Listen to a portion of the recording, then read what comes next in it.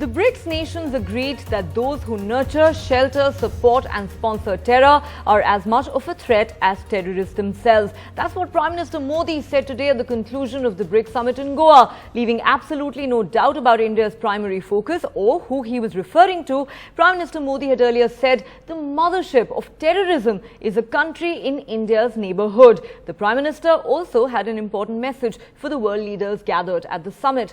A selective approach to terror will simply not do. Those who nurture, shelter, support and sponsor such forces of violence and terror are as much a threat to us as the terrorists themselves. Terrorism has become his favorite child.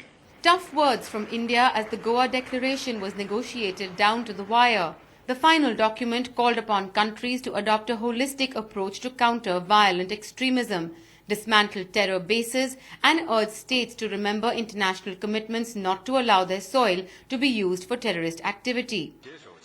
In his speech at the plenary, China's Xi Jinping had talked of political solutions.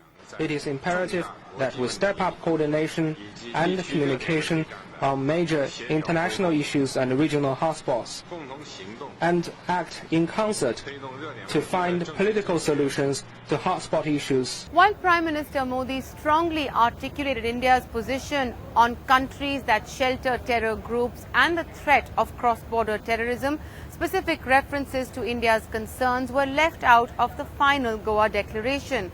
But officials say BRICS is about the common concerns of 5 member states, and the document focused on concepts and ideas rather than specifics, including the need to tackle groups that are internationally declared as terrorists. Earlier in the day, Prime Minister Modi had told BRICS leaders in a restricted session that the mothership of terrorism is in India's neighbourhood and posed a major threat to BRICS' goals of development and growth. Selective approaches to terrorists, individuals and organizations will not only be futile but also counterproductive. Criminality should be the only basis for punitive action. India today is looking for stronger unanimous support from the world as it argues to isolate Pakistan, especially since the Uri attacks in September this year. And from global leaders, the Prime Minister's outreach went regional.